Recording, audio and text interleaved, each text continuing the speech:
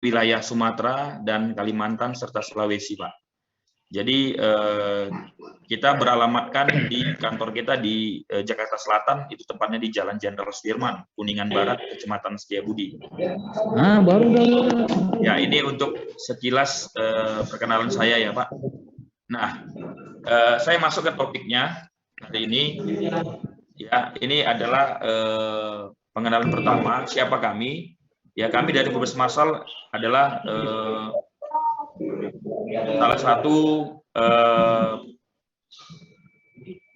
partnership yang memiliki kompetensi di dalam kami menyalurkan sesuatu yang bisa Bapak mendapatkan penghematan energi kepada pelanggan kami, meningkatkan kualitas produk, meningkatkan efisiensi produk, dan dapat menjalankan pabrik lebih bersih dan lebih aman.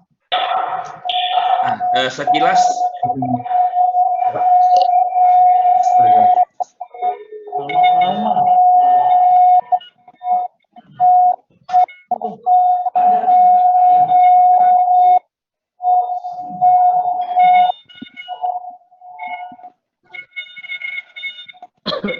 Oke, Pak.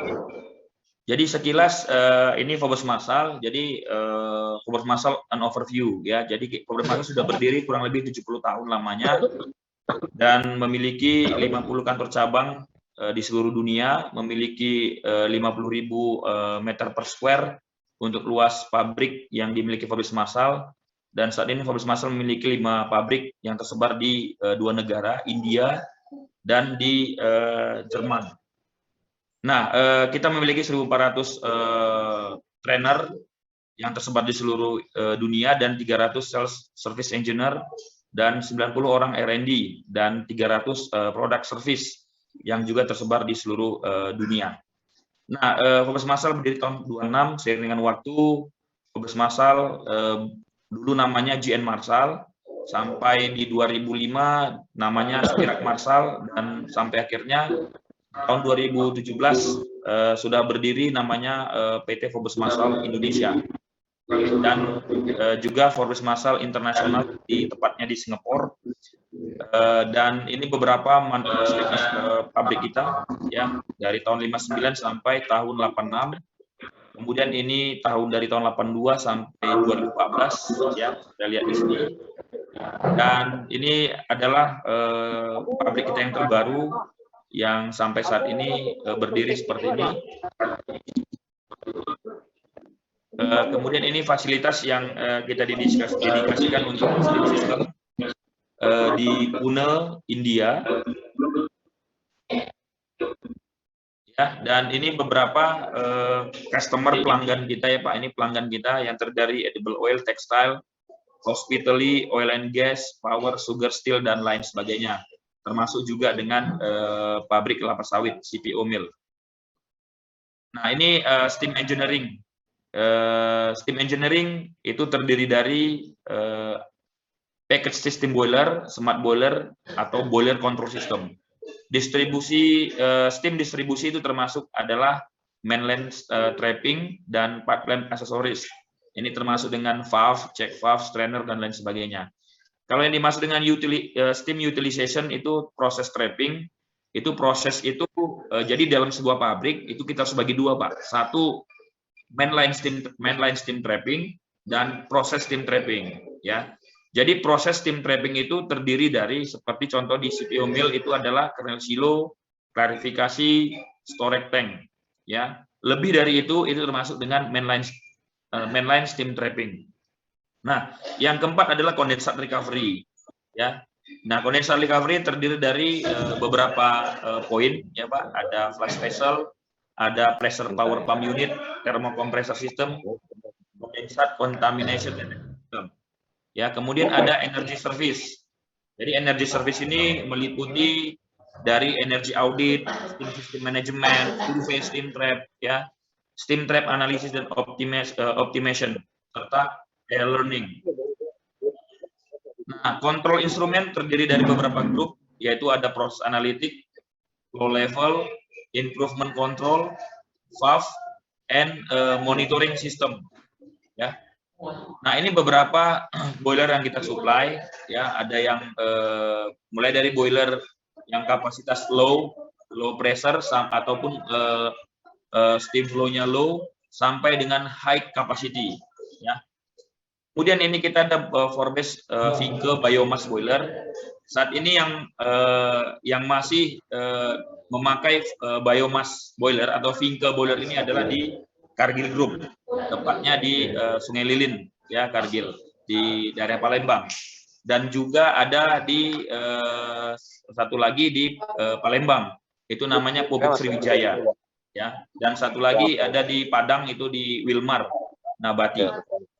Nah, ini ada satu namanya boiler efficiency monitoring. Jadi boiler ini dapat membantu kita untuk memonitor beberapa kontrol sistem di boiler itu sendiri. Nah, ini ada namanya every kit of trap, ya. Jadi ini beberapa macam steam trap yang saat ini ada di Forbes Massal. Nanti kita akan mempelajari masing-masing bagaimana cara pemilihan trap yang baik dan benar dan aplikasinya untuk apa, ya. Nah, jadi di sini ada namanya compact module to orifice.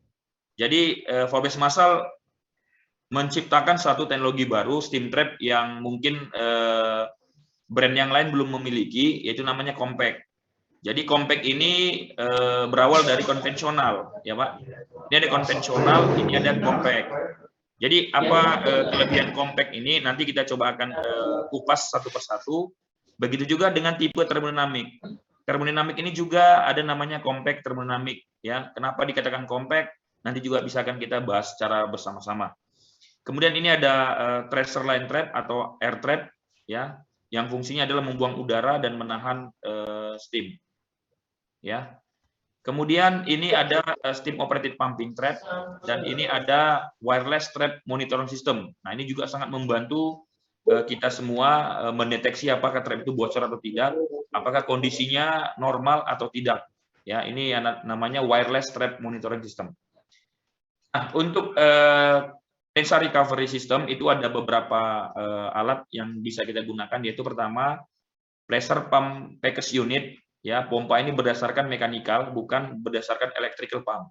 Begitu juga dengan flash jet pump, begitu dengan heat max, ya. Jadi ketiga ini adalah satu alat yang bisa kita manfaatkan untuk kita bisa mendapatkan energi, tambahan energi yang bisa kita saving dari setiap pengolahan yang kita lakukan. Nah, ini untuk favorite product. Nah, ini untuk make up steam, PRV, safety valve, separator, dan piston valve. Kemudian ini tempat training kita, development di India, ya, beberapa engineering kita ada di sana. Kemudian ini salah satu pendiri dari Forbes Massal, ya, ini namanya Forbes Massal, namanya memang Forbes Massal, dan ini adalah penerus generasi ketiga dari Forbes Massal, ini Mr. Darius.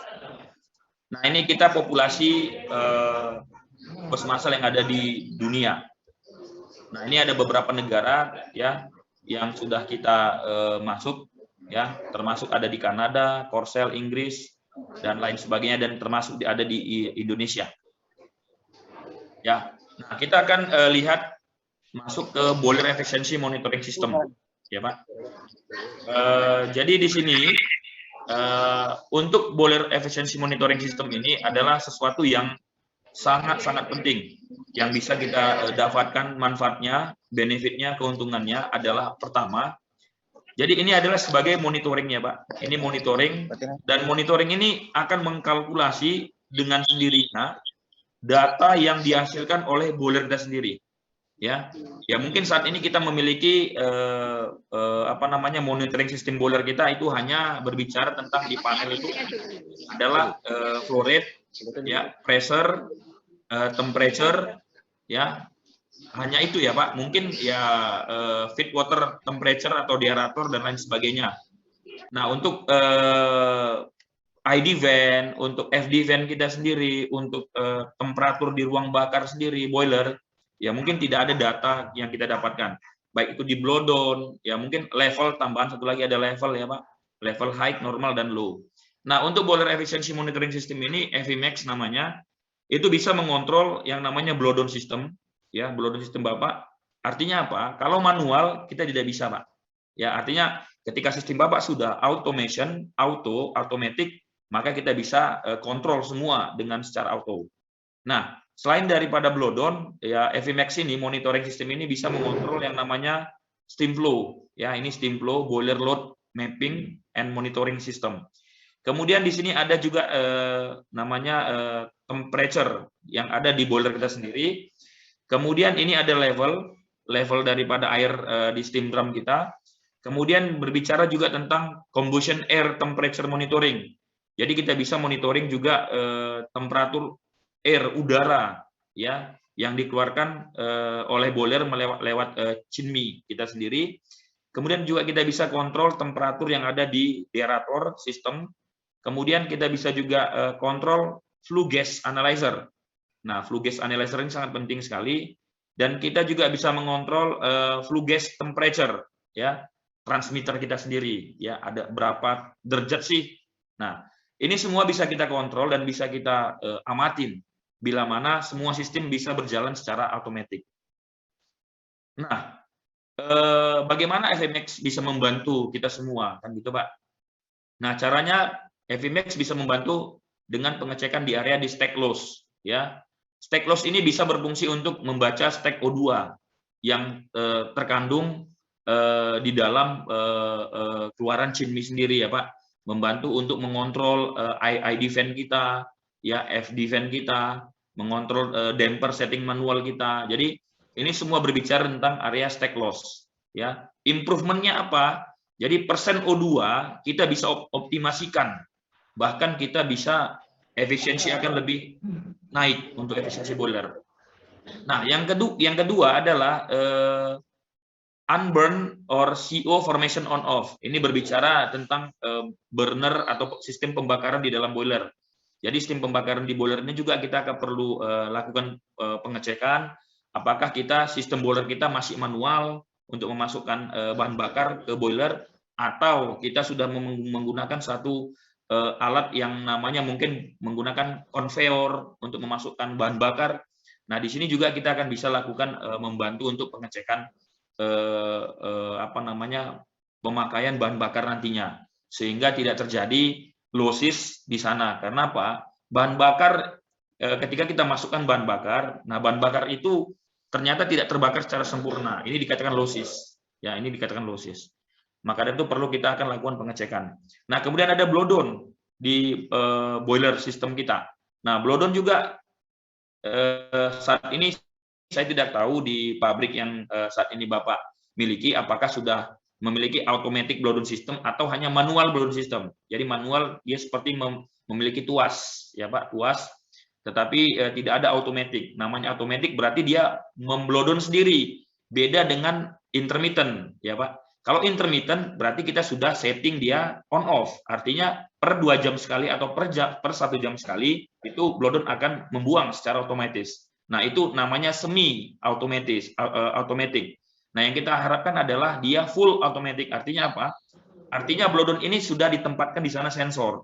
Sensor itu akan membantu kita untuk membaca TDS blow down kita berapa. Kemudian kita akan bisa setting di sana berapa high, berapa low, berapa normal. Sehingga ketika air blow down kita itu TDS-nya tinggi, kita katakan batasnya 2000.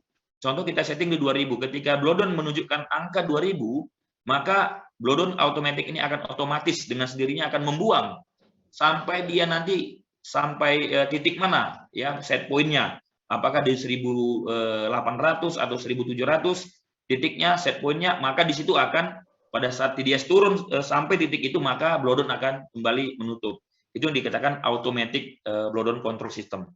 Nah, ini improvement-nya apa? Ya, kita bisa akan mendapatkan efisiensi yang lebih baik lagi, ya, di dalam saving energy. Kenapa? Ketika kita blow down valve, kalau blow down-nya terlalu banyak sampai jauh di bawah settingan set point-nya, nah ini akan merugikan kita sendiri. Kenapa? Karena banyak energi yang akan terbuang di sana, Pak. Gitu ya. Sangat banyak energi yang akan terbuang. Kenapa? Karena air yang sudah kita panaskan tadi, yang akan kita panaskan, ini sudah memiliki energi yang besar. Tetapi kalau sistem blowdown-nya tidak